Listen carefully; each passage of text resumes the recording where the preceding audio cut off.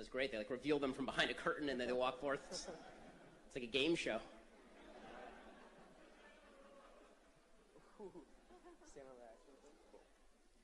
Hey Ben, I'm honored to be the second participant in this game show. But you made the argument that the gender pay gap is a myth. Yes. And one of the main reasons that this is the case is because that female STEM education is at a lower level than it is for men. Females are continually discouraged to not go into STEM fields at a rate that's like much lower than men are. So I was wondering what you feel about this argument, and like, you know, do you like think it should be remedied, or like nothing? Well, I mean, done, I think that it's free country. You can choose what profession to go into. If the idea is that the pay gap is largely due to profession choice, that's obviously true. If you look at a lot of dangerous professions, firemen, people who work on oil rigs, it tends to be men because men want to go into those professions. It's also true that men tend to spend more hours in the workplace. It's also true that women tend to take more time off with babies. That's not a bad thing, by the way. It's not a rip on women. It's always bewildering to me when feminists are like, it's terrible that women take time off to be with their babies. Why? I think it's a wonderful thing. Yeah, I completely agree. But I think there is a societal discouragement for women to go into these particular fields. I was wondering if, like, you as like a problem. I don't see a ton of evidence that there's societal disparagement of women going into being a firefighter. What I actually see is that there's an affirmative action program in many of these cases for women going into things like firefighting, because there's now an affirmative attempt to get women. I was referring to STEM fields like science, technology. So the STEM. Okay, so James Damore has an interesting memo that got him fired from Google on this. But it is certainly true that when you look at, for example, what women major in college, the number of women who major in STEM studies, which has nothing to do with getting a job and paying, women major in humanities much more than men do. Men are just interested in this stuff more. That's not a terrible thing. I don't see why that. Yeah, but I mean, like, there's societal influence that occurs even before the college level, right? I mean, I don't know that there are a lot of people saying to a 7th grade girl who's good at math, you need to stop that and go read some poetry. I mean, listen,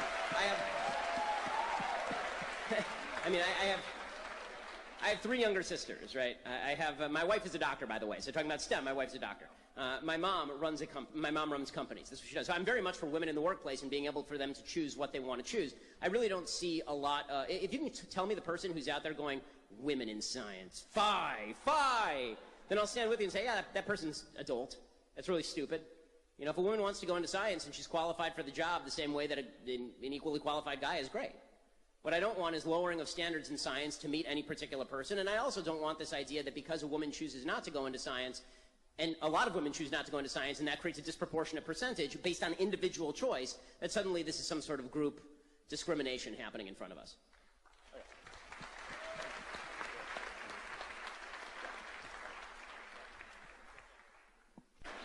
Hi, thank you for coming. I do not disagree with a lot that you just said. That's why I'm here. Yeah, so let's talk about institutions, because you're saying we should not blame the institutions. I have an example, and please tell me why you think, you know, that person per se is not victimized. So let's start with the beginning of a life. You're a baby, you were born into a really poor family, in a really poor community, where the school is not good.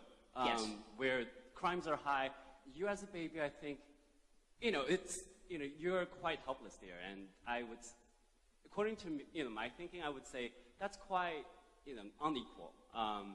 And that is, you know, I feel like that person, because if you think about education, that should be a public good.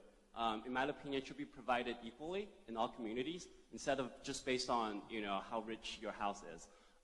Just could you respond to that? So so if I'm getting your question straight, 'cause there's a bit of an echo here. Yeah. So you're suggesting that children grow up in unequal circumstances because of the school district they go to. Not all schools are equal. There are a lot of public schools that are garbage, and so Yes. kids don't have an equal access to success. Yes, and I feel like in my world, in my political thinking, I think that is inequality, and that is institutions failing people. So I agree with you that not all public schools are good, and I agree with you that there is such a thing as inequality. Of course there's such a thing as inequality. We're not all born in the same place. We're not all born equally intelligent. We're not all born with equal gifts.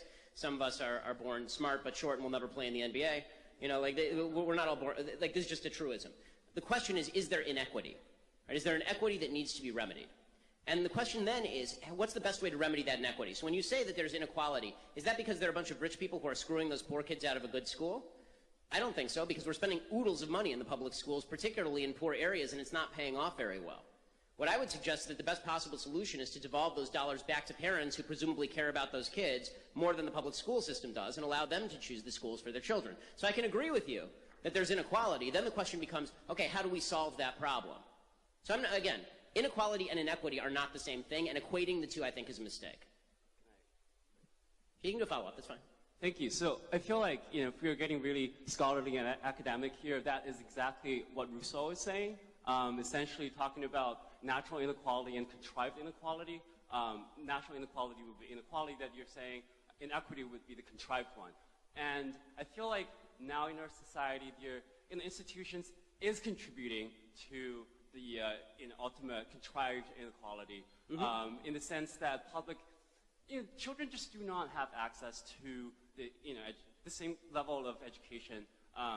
Granted, if they if we're going to construct utopia and then suggest all children are going to have the same level of education, that's just not reality. Okay, there's no place on earth that has that, because that's just not the case. So you're right that there's a difference between difference in smarts and difference in the poverty situation in which you grew up. But the truth is that the biggest inequality the biggest inequity and inequality, I would say, is parents who decide to get pregnant out of wedlock. I mean, if you want to look at academic underperformance, it has much less to do with the school that you go to and much more to do with your family situation at home. Again, I'm not arguing with you that any of these things are a problem. The question is, quote unquote, who's to blame? And I think this is where we get into a problem in politics, because the idea is that the person to blame must be the rich guy down the street. I don't think it's the rich guy's fault. I think that there are certain things in life that just aren't fair. And then the question becomes, okay, how do we maximize opportunity without invading the rights of somebody else? And I think the easiest way to do that is to let people keep more of their own money and to do more to privatize the school system and give people more choice.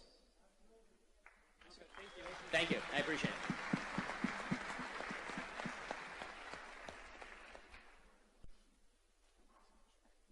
Hi, first off, I just want to say thank you for speaking as a fellow Jewish conservative. Thank you so much for coming. It's just the two of us, man.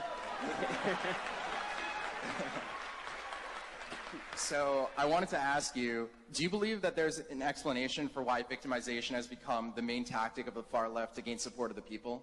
Yes. So I think, first of all, I do think victimization was always a tactic of the far left. It was just economic victimization, right?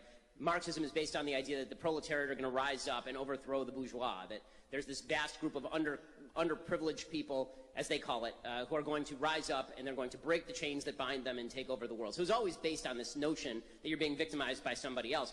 But in the 1960s particularly, it was clear that as America was thriving so much in the 1950s economically, and America had become this great world power, the prominent world power in terms of the economy, it was very hard to make the case to people who are not as wealthy that you need to rise up against the country that's creating all your wealth. And so instead what the left decided to do was misdirect into a legitimate grievance, which was an ethnic-based and sex-based grievance, which made a lot more sense in the 1950s and 60s than it does in 2017. And so there's this idea that if we identify you as groups, we can use those groups to tear down the American infrastructure, this system that's been built by white men for the privilege of white men. And we couldn't tear that down based on class, because it turns out a lot of poor people in the United States still wanted to get rich, and they need that system to get rich. But you can do it based on group identity. Because if you can make women feel that the system is designed to keep them down, if you can make black people feel like the system is designed to keep them down, and then you can tell them that it's the capitalist system more generally that is designed to keep them down, and that whole system, the whole superstructure is rife with racism, it has to be torn out root and branch. If you can do that, then you can actually build a movement on the back of that. And that's what you're seeing in the Democratic Party actually right now. It's fascinating to watch the conflict between sort of the Obama identity politics Democratic Party and the Bernie Sanders Socialist Democratic Party. Because that's actually an old battle, right? I mean, that's the battle between economic, class distinction-based victimization and identity politics-based victimization, which is really more what Obama used in 2012 to win re-election. So would you say this is more of like get-rich-quick scheme, or if I can't be rich, no one can? Well, I think that it depends on which people you're talking about. The people who buy into the idea of victimization, I don't think it's a get-rich-quick scheme so much as an I feel victimized scheme and I don't feel like taking responsibility.